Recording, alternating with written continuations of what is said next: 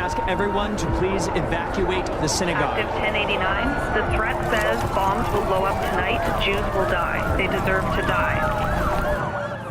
That's from the newest anti-Semitism commercial aired during Sunday's broadcast of the Oscars, showing the story of an American synagogue shortly after October 7th, receiving a death threat and then forcing the worshippers to evacuate the building in the middle of Sabbath services and right in the middle of a bar mitzvah ceremony. Then the church across the street saw what happened and invited them all in to complete the prayers in an act of kindness and solidarity. To get everybody and just come to our church. Except this ad was shot totally in Toronto by a Canadian director at a famous Toronto synagogue in the Kensington Market with real Jewish Canadian rabbis in the cast. It was commissioned by the owner of the New England Patriots football team, philanthropist Robert Kraft, and his Foundation to Combat Antisemitism, as part of a new campaign to educate Americans to stand up to hate. Now, originally, the cast was told their ad, called Neighbors, was supposed to play during the Super Bowl last month, and we did a story about it then. It was supposed to run for 30 seconds at an estimated cost of $7 million for the spot. But officials ultimately chose to go with a different ad for the football telecast, one with Dr. Martin Luther King's speechwriter. The people involved assured the Canadians their work would be shown at a later date, and it's out now, and it got twice as much airtime. A 60-second version of the Bar Mitzvah story is now on YouTube and will air on the Oscars glitzy telecast. I really appreciate what John Wyman, the director, said, which is that the goal of such things is to affect or change hearts and minds.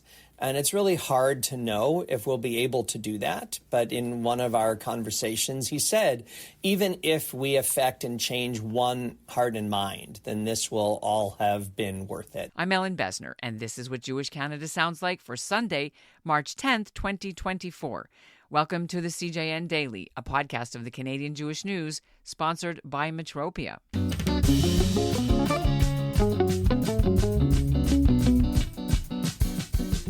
The Oscars anti-Semitism ad will be seen by millions of viewers and online too. It's a call for tolerance and allyship by non-Jews towards Jews because of the spike in anti-Semitism in America since the Hamas attack on Israel and Israel's military response.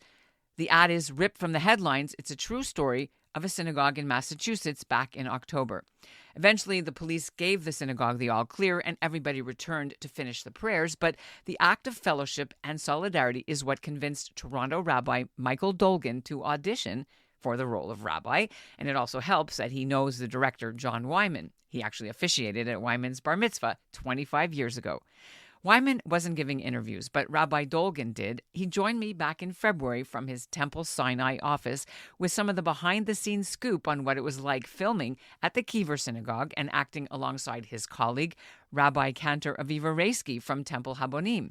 Just note that at the time we did our interview, they all thought it was going to play during the Super Bowl. I was told that there was actually a Rabbi Dolgin, that role that was made for you specifically. So tell me how you got involved in this. Yeah, well, what happened was, of course, that the Foundation for Combating Antisemitism has invested in making this commercial for the Super Bowl that tells a very important story.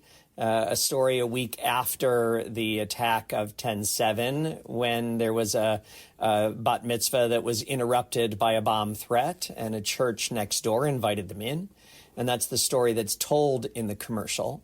And as they often do, to film this commercial, they went to Hollywood North, to here in Toronto, and they put it out to a number of different directors to apply. And the director that they chose, I did his bar mitzvah in 1999.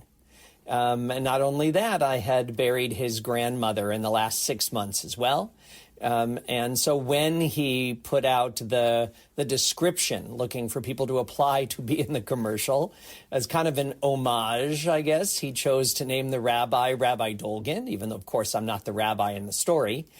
And because of that, a number of people messaged him and said, well, if you called it Rabbi Dolgin, why don't you get the real Rabbi Dolgin? And people messaged me and said, why don't you apply to be yourself? And so between those two things, John reached out to me and I read for the part. And as I said, I didn't have to have an identity crisis because I got the part of me. So then a couple of weeks ago, we spent 2 days filming the commercial here in Toronto. When you heard about this, what did you want to get out of this? Or, what do you hope that it would do that convinced you should do this? Or was it just for fun? Well, it wasn't just for fun, although how often does one have the opportunity to be in a Super Bowl commercial? But hearing the nature of the story and being able to be part of telling a story when so much negativity, all the horrific stories are being told in the world right now, and so few of the good stories. And so for me to have the opportunity to be in that story, and I don't think of myself exactly as a thespian, but playing the part of a rabbi is something I do all the time. And they had said in the description that they were hoping to have Jewish people, or even better, real clergy, participate. And so while it is also an exciting thing to do, I was excited to bring a little bit of authenticity and Jewish connection to what I think is a really important project. You said a moment ago that this was an actual bar mitzvah that had a bomb scare. Is that a true story, or this was just made up? No, it's a completely true story. It happened in Attleboro, Massachusetts. And this is, in fact, a retelling with minor alterations of a story that happened right after 10/7, a week later.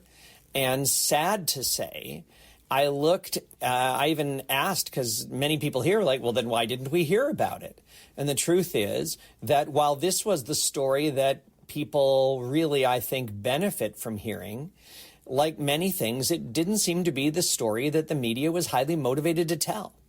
It was not a secret, and if one Googles it, you can find a few U.S. media pieces on the story. Nothing here in Canada, even though, of course, that Shabbat, where jihad had been called for by terrorist organizations, was as frightening here in Canada as it was in the United States. Here in Ontario and in Montreal, there were actual Molotov cocktails happening at synagogues and at schools being shot up, and in Toronto, bomb threats, evacuations around that time too. So whether we didn't hear about the one in where you were mentioning, it makes sense because everyone here was caught up in Winnipeg too, shots at a house. It was a very fraught time. Just so I remind our listeners, it seems like a million years ago, but it was actually not.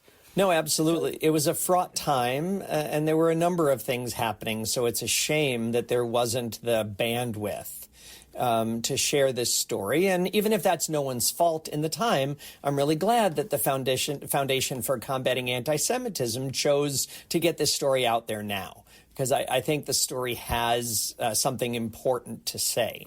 How did you prepare for your audition? Or did you have to audition even? Yes, I did. I did audition for the part. I did a callback audition. And there were a number of different things where, related to the stories in the commercial, they asked us to improvise.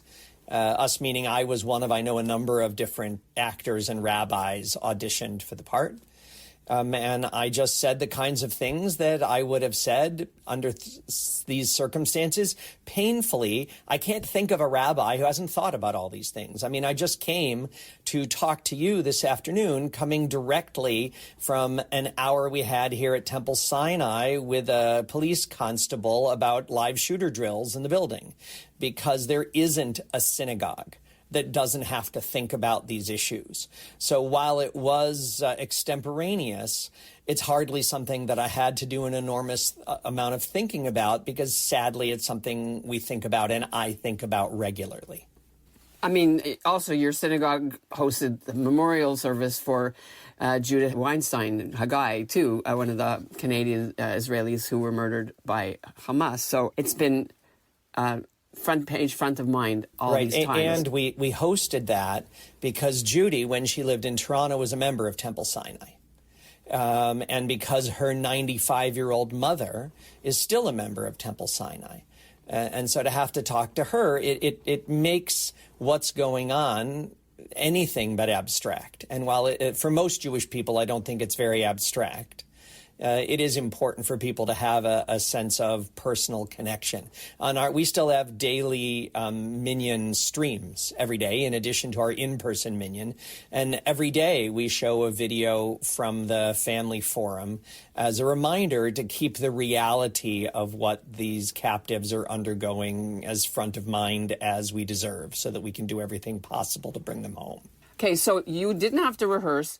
What did you have to wear? Did you have to, you were able to be a Reform rabbi in this? The rabbi in the actual story was a Reform rabbi. I don't remember her name at the moment.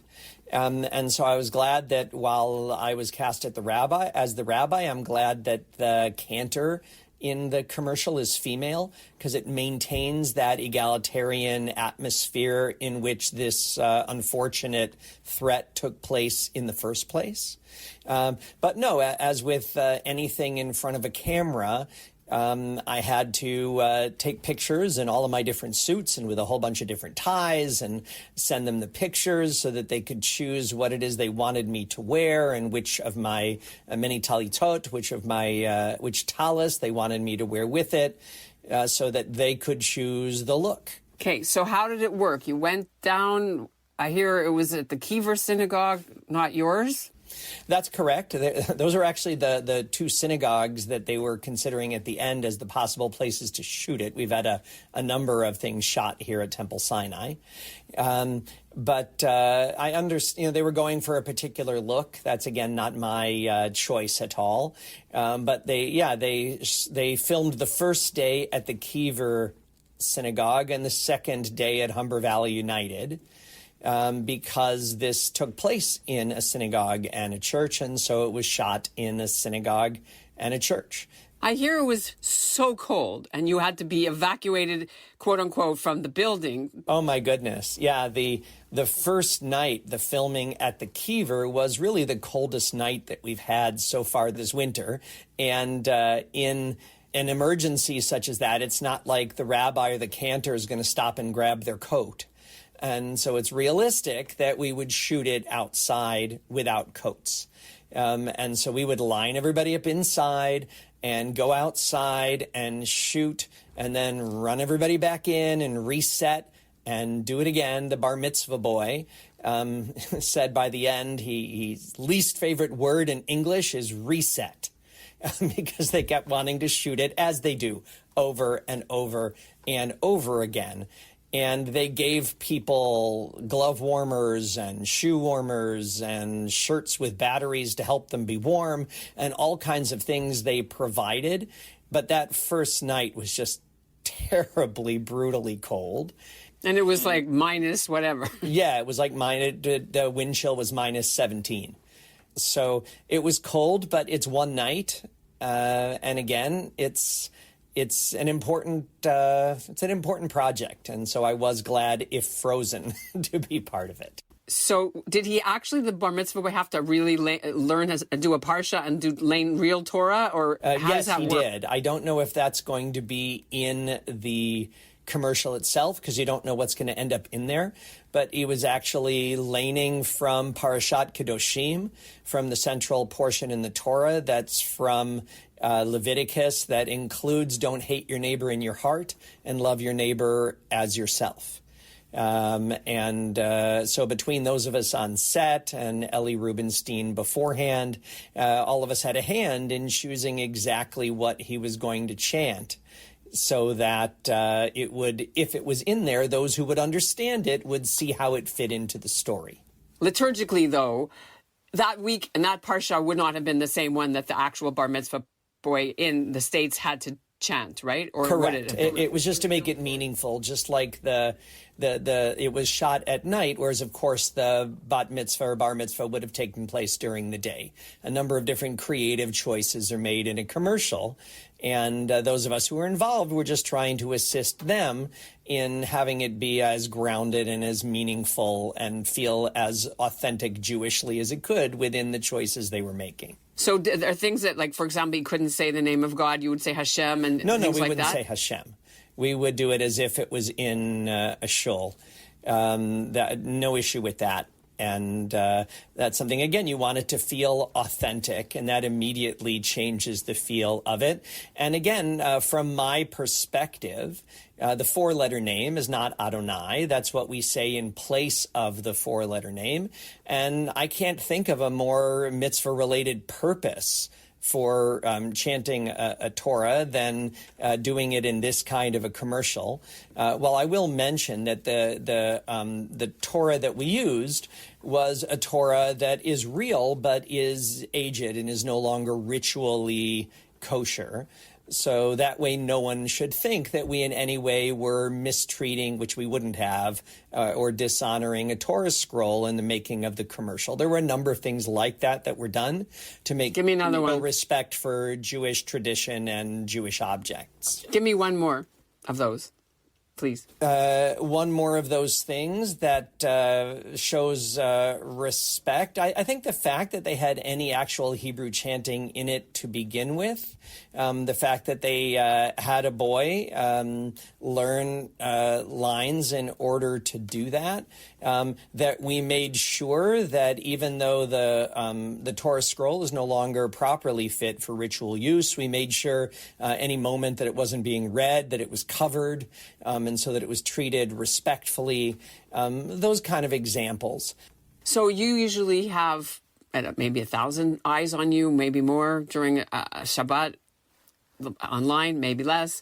You're going to have maybe how many people watching this commercial on Super Bowl plus on YouTube, because they always release them online. Right. How do you deal with that? I'm like any rabbi these days because of the reality of the digital times that we live in. I'm there on YouTube, and I remember doing a baby naming at this summer, and the older brother, Kyle, was so excited that I was coming because he thought Rabbi Dolgin is only on TV. So do I have the experience of being in something this massive in a Super Bowl commercial? No, certainly not, but it's fun and it's exciting. And again, I'm happy to take part in it, not because I'm looking for a new day job, quite happy with the one I have, but because I think it's meaningful that it would be real Jewish clergy that would be involved in the clergy roles in a project like this. You got paid, I assume. Yes. What are you going to do with it? What am I going to do with it? I don't know that I'm going to do anything specific with it. It's not, we're not Leo DiCaprio, and this wasn't a union role. No, it's so while I was paid, it's not a huge right? amount of money. It's, going to use it in ways that I think are meaningful. So you had a talkie, not just a walkie. That's right. It's nice to be there. And, while I'm a proud Canadian, I'm originally from the States, so I'm glad that my family will have a chance to see that. That'll be exciting. All right. So who are you going to cheer for? Chiefs or the other ones? The Chiefs or San Francisco? I don't have a strong connection to either, although one of my closest friends from university, who's also a rabbi, grew up in Kansas City. He's a huge Chiefs fan. So for his benefit, I'll cheer for them. Anything else you want to share with our listeners about this commercial and what it's hoped that when people see it, what impact do you think it'll have on them? So much that's going on now seems to focus on conflict and on hate, and there is no lack of that to go around. But there's so many good people who are really just dedicated to the kind of values that bring our society and our tradition and others together.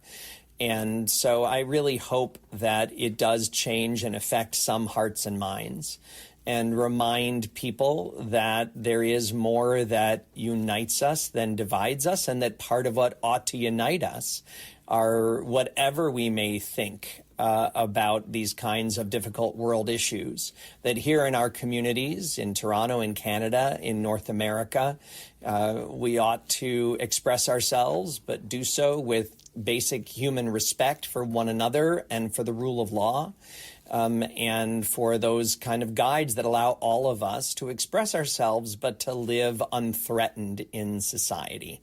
And if it moves us in that direction, then I'll have been very proud to participate in it.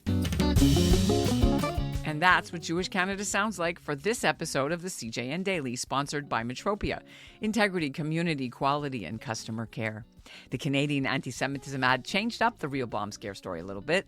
The real rabbi was a woman, not a man, and it was a bat mitzvah, not a bar mitzvah.